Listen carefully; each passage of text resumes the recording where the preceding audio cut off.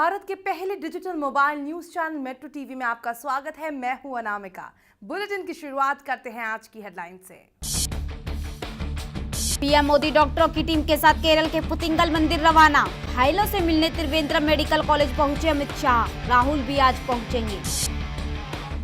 शरद की जगह नीतीश संभाल सकते हैं जेडीयू की कमान। जेडीयू राष्ट्रीय परिषद की बैठक शुरू, होगा नए अध्यक्ष का ऐलान। एनआईटी जा रहे अनुपम खेर को पुलिस ने श्रीनगर एयरपोर्ट पर रोका। तिरंगा फहराने की जिद पर अड़े 150 छात्रों को जम्मू कश्मीर पुलिस ने वापस दिल्ली भेजा। पाकिस्तान ने 6 महीने बाद फिर तोड़ा सीज फायर। जम्मू के पुंछ एलओसी पर जबरदस्त फायरिंग। भारतीय सेना ने भी दिया मुंह तोड़ जवाब। और ब्रिटेन का शाही जोड़ा 7 दिनों के भारत दौरे पर मुंबई पहुंचा। प्रिंस विलियम और केट मिडल्टन भारतीय क्रिकेट, बॉलीवुड, पॉलिटिक्स और फैमिली पैशन से होंगे रूबरू। और आप देखते हैं आज की 5 बड़ी खबरें।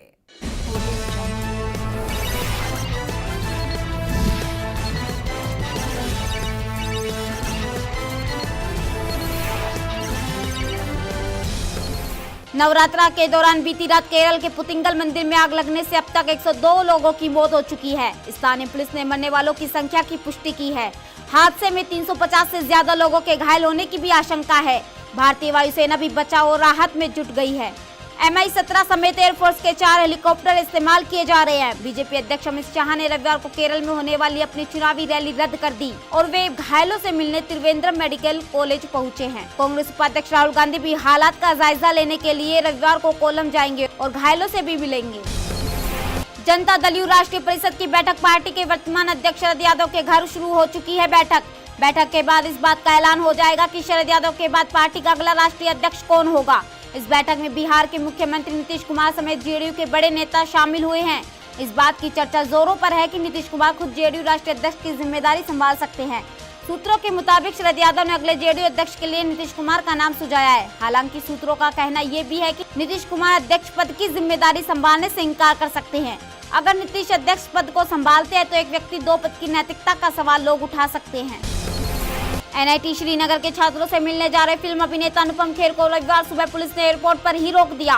पुलिस ने उन्हें एनआईटी पर न जाने के लिए कहा है। इससे पहले अनुपम खेर ने कहा था कि एनआईटी श्रीनगर के छात्रों को नैतिक समर्थन देना बेहद जरूरी है और वे एक भारतीय नागरिक के नाते एनआईटी के छात्रों से मिलने के लिए श्रीनगर जा रहे हैं। 31 मार्च को एनआईटी कैंपस में वेस्ट इंडीज के खिलाफ मैच में भारत के हार के बाद कश्मीरी बच्चों के भारत विरोधी और पाकिस्तान जिंदाबाद के नारे लगाने को लेकर विवाद हो गया था।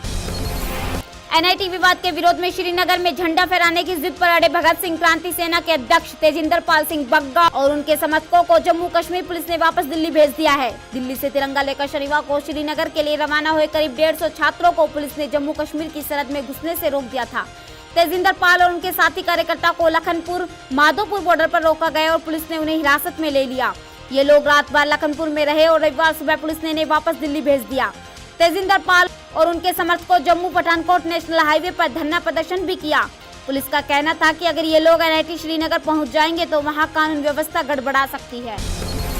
पाकिस्तान ने बीती रात जम्मू के पुंछ में एलओसी पर सीज फायर का उल्लंघन करते हुए धनाधन फायरिंग की। भारतीय सेना ने भी पाकिस्तान का मुंह तोड़ जवाब दिया। पठानकोट हमले के बाद पाक सेना ने पहली बार सीज फायर का उल्लंघन किया। लगभग 6 महीने से एलओसी पर शांति थी। पाकिस्तान ने इससे पहले आखिरी बार पिछले साल सितंबर में सीज फायर तोड़ा था। पिछले साल जुलाई से सितंबर के बीच पाकिस्तान की तरफ से की गई गोलीबारी में लगभग 1 दर्जन लोग मारे गए थे और करीब 3 दर्जन घायल हुए थे। प्रधानमंत्री नरेंद्र मोदी और पाक प्रधानमंत्री नवाज शरीफ ने रूस के उफा में आतंकवाद से मिलकर लड़ने पर सहमति बनाई थी। इसके एक दिन बाद 12 सितंबर को बीएसएफ के डीजी और चेनाब रेंजर्स के बीच बैठक में युद्ध विराम पर सहमति बनी थी।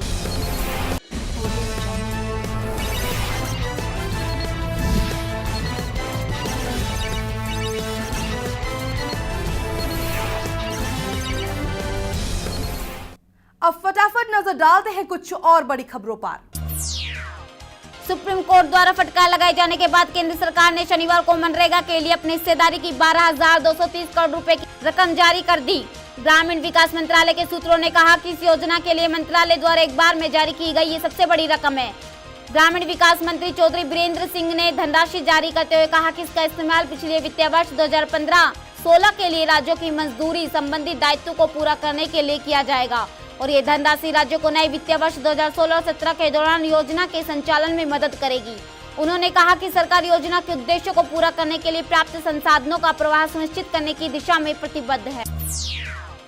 ब्रिटेन के प्रिंस विलियम और उनकी वाइफ केट मिडलटन रविवार को अपनी पहली बार भारत विजिट पर मुंबई पहुंच गए हैं। वे 7 दिन के अपने भारत और भूटान दौरे पर हैं। ब्रिटिश हाई कमिश्नर के मुताबिक विलियम केट के इस दौरे से दोनों देशों के रिलेशन मजबूत होंगे। रॉयल कपल भारत में 4 चीजों क्रिकेट, बॉलीवुड, पॉलिटिक्स और फैमिली पैशन से रूबरू होंगे। विलियम केट ताजमहल देखने भी जाएंगे। इससे पहले 24 साल पहले 1992 में प्रिंसेस डायना ताज देखने आगरा आई थी। रविवार शाम को रॉयल कपल के सम्मान में डिनर ऑर्गेनाइज किया गया है। इसमें बॉलीवुड और बिजनेस जगत की कई हस्तियां शामिल होंगी। सोमवार को वे दिल्ली पहुंचेंगे और महात्मा गांधी की समाधि जाकर उन्हें श्रद्धांजलि देंगे। सत्ता में आने पर पूर्ण शराबबंदी का विपक्ष की ओर से वादा किए जाने के बीच अन्ना द्रमुक सुप्रीमो और सीएम जयललिता ने तमिलनाडु में चरणबद्ध तरीके से शराबबंदी लागू करने का आश्वासन दिया। प्रतिबंध का समर्थन करने के लिए चिर प्रतिद्वंदी द्रमुक प्रमुख करुणानिधि पर तीखे वार करते हुए उन्होंने कहा कि 1971 में उन्होंने ही शराबबंदी कानून में ढील दी थी और मुद्दे को अब तक राजनीतिक कारणों से उछाल रहे हैं। पार्टी के चुनाव प्रचार अभियान की शुरुआत करते हुए जयललिता ने कहा, मतदाताओं सुनिए, प्रतिबंध 1937 में सलेम में शुरू हुआ और चरणबद्ध तरीके से होते हुए 30 जनवरी 1948 को तमिलनाडु में पूर्ण प्रतिबंध लागू हुआ। जयललिता ने कहा कि शराब पर प्रतिबंध में ढील अगस्त 1971 में करुणानिधि सरकार ने ही दी थी। तमिलनाडु में शराब बिक्री से 30,000 करोड़ रुपए का राजस्व मिलता है। जयललिता ने पूर्ण प्रतिबंध लगाने का आश्वासन देते हुए कहा, अन्ना द्रमुक जब फिर से सत्ता में आ जाएगी तो चरणबद्ध तरीके से पूर्ण प्रतिबंध लागू किया जाएगा। प्रियदर्शनी चटर्जी ने फेमिना मिस इंडिया 2016 का खिताब जीत लिया है। शनिवार रात हुए मुकाबले में उन्होंने ये खिताब अपने नाम किया। वहीं सुसृष्टि कृष्णा फर्स्ट रनर अप रही तो पाखुंडी गिडवानी सेकंड रनर अप रही। पहले प्रियदर्शनी ने मिस इंडिया दिल्ली का खिताब जीता था। प्रियदर्शनी फिलहाल दिल्ली में रहती है, लेकिन उनकी पढ़ाई मारिया पब्लिक स्कूल गुवाहाटी से हुई है। प्रियदर्शनी मिस वर्ल्ड 2016 में भारत का प्रतिनिधित्व करेगी। फर्स्ट रनर अप रही सुसृष्टि कृष्णा मिस इंटरनेशनल में भाग लेंगी। वही सेकंड रनर अप रही पाखुंडी भारत की ओर से miss grand international beauty pageant का हिस्सा होंगी। इंग्लैंड ने नोबेल शांति पुरस्कार विजेता मदर टेरेसा को इंग्लैंड के प्रतिष्ठित फाउंडर्स अवार्ड से सम्मानित किया है, जो कि वैश्विक एशियाई समुदाय के विकास में उल्लेखनीय योगदान के लिए दिया जाता है। मदर टेरेसा के बदले उनकी भतीजी एजी बोजाई ईयू खास तौर पर इटली से लंदन आकर मदर टेरेसा के बदले सम्मान प्राप्त किया। मदर टेरेसा को इस साल 4 सितंबर को संत की भी उपाधि दी जाएगी। मदर टेरेसा ने मिशनरी ऑफ चैरिटी संस्था की स्थापना की थी और उन्हें अपने जीवन के 45 साल गरीब, बीमार और अनाथ लोगों के सेवा में समर्पित कर दिए थे। 1997 में 87 साल की उम्र में मदर टेरेसा की मौत हो गई थी। उत्तर प्रदेश में आचार्य शास्त्री और मध्यमा की बड़े पैमाने पर फर्जी डिग्रियां बांटने की आशंका जताई गई है। ये डिग्रियां संपूर्णानंद यूनिवर्सिटी वाराणसी के नाम से जारी की गई है। शासन की ओर से गठित एसआईटी की आरंभिक जांच में 400 से भी ज्यादा डिग्रियां संदेह के घेरे में आ गई है। ये सभी वर्ष 2002 से 2010 के बीच जारी की गई थी। उत्तर प्रदेश में फर्जी डिग्रियों का एक बड़ा नेटवर्क सामने आया है। जो लोग कभी स्कूल या कॉलेज गए ही नहीं, उन्होंने बड़ी बड़ी डिग्रियां हासिल कर ली है। इतना ही नहीं, इन्हीं फेक डिग्रियों के सहारे बाकायदा सरकारी महकमों में भी नौकरी हासिल कर ली। मामला सामने आने के बाद शासन ने एसआईटी को इसकी जांच सौंपी थी। अभी तक जितनी भी डिग्रियां सामने आई वो संपूर्णानंद यूनिवर्सिटी वाराणसी के नाम से ही जारी की गई है।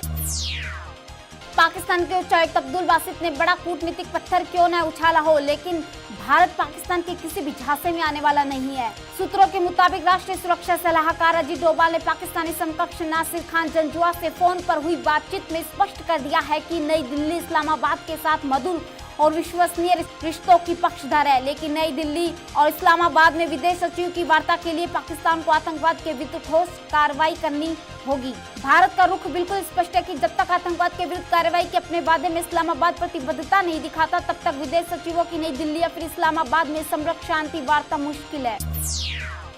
छत्तीसगढ़ के नक्सल प्रभावित सुकमा जिले में 11 महिला नक्सलियों समेत 122 नक्सलियों ने पुलिस के सामने आत्मसमर्पण कर दिया है। दोरनापाल थाना परिसर में नक्सलियों ने भारी मात्रा में हथियार के साथ आत्मसमर्पण किया। आत्मसमर्पण करने वाले नक्सलियों में 51 जनमिलिशिया सदस्य, 33 DAKMS सदस्य, 12 CNMS सदस्य तथा 4 आदिवासी बालक संगठन सदस्य शामिल है। समर्पित नक्सलियों में 5 के खिलाफ न्यायालय से वारंट जारी है तथा अन्य के खिलाफ विभिन्न थाना क्षेत्रों में मामला दर्ज है। मुख्य धारा में शामिल होने वाले नक्सलियों और उनके सहयोगियों को तत्काल 10-10 हजार रुपए प्रोत्साहन राशि प्रदान किया गया। आत्मसमर्पित नक्सलियों को छत्तीसगढ़ शासन की राहत और पुनर्वास योजना के तहत नियमानुसार सहायता दी जाएगी। इंटरनेट सनसनी पाकिस्तानी सिंगर ताहिर शाह अपने नए वीडियो को लेकर फिर चर्चा में है। करीब 2 साल बाद ताहिर एंजल नाम का वीडियो लेकर आए थे। इस वीडियो में ताहिर शांति का संदेश देते नजर आ रहे हैं। ताहिर शाह का फनी वीडियो जबरदस्त हिट हो गया और सोशल मीडिया पर इसको लेकर कमेंट की बाढ़ आ गई है। आलम ये रहा कि ट्विटर पर @ताहिर शाह ऑल इंडिया में नंबर 2 पर ट्रेंड करने लगा। ट्विटर पर ऐसे कमेंट आ रहे हैं कि आप हंसी नहीं रोक पाएंगे।